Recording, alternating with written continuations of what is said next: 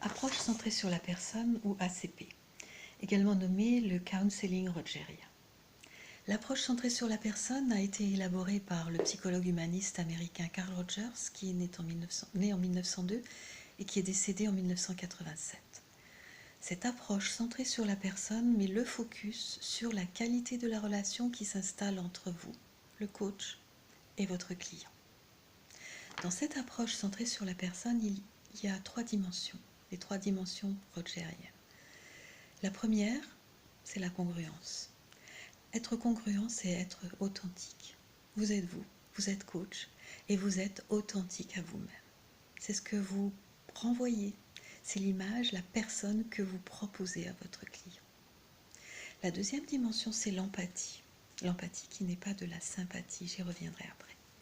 L'empathie, c'est le fait de comprendre la situation depuis le cadre de référence de votre client. Vous entendrez ses émotions, vous entendrez des messages verbaux, des messages non verbaux. Comme je le disais, l'empathie n'est pas de la sympathie. La sympathie, c'est un comportement réflexe. C'est un comportement réflexe de type réactif et affectif. La troisième dimension rogérienne, c'est le non-jugement.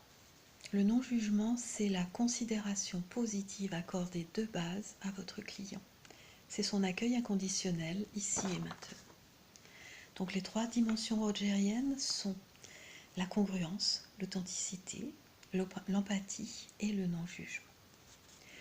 L'ACP, l'approche centrée sur la personne, repose sur du questionnement et plutôt de l'auto-questionnement. J'ai extrait quelques questions, quelques auto-questions qui apparaissent dans votre cours. La première, c'est: suis-je authentique? Suis-je congruent? Suis-je la personne que je suis tout simplement à ce moment-là, durant mes séances avec mon client? Une autre question serait: ai-je bien conscience de moi? Ai-je bien conscience de qui je suis? La troisième pourrait être: suis-je capable de relations positives avec mon client, tout en ayant la force de rester distincte, de rester authentique, de rester cette personne que je suis? Une autre question serait également: ai-je assez de sécurité intérieure pour laisser mon client totalement libre? Laisser mon client totalement libre. Dans l'ACP, l'approche centrée sur la personne, il y a aussi utilisation d'une technique, l'écoute active. L'écoute active vous permet de décoder la dimension affective qui est généralement non verbalisée. L'écoute active nécessite de l'empathie, elle nécessite de la bienveillance et elle nécessite de la neutralité. Je reviens sur le fait de ne jamais interpréter ce que vient de vous dire de votre client. Ne jamais interpréter.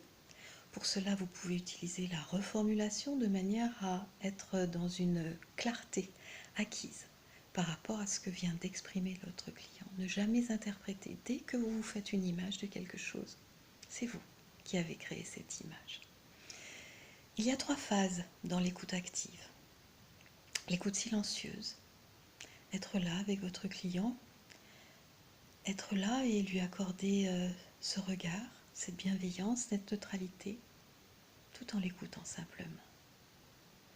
La deuxième phase, c'est la reformulation. Reformuler, redire.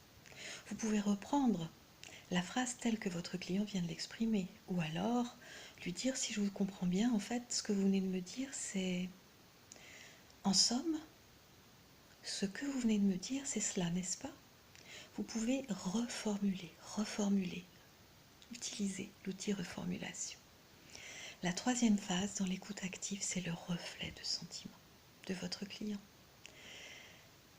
Vous montrez ainsi à votre client que vous l'avez compris et que ce qu'il a exprimé, vous l'avez perçu, entendu, reçu.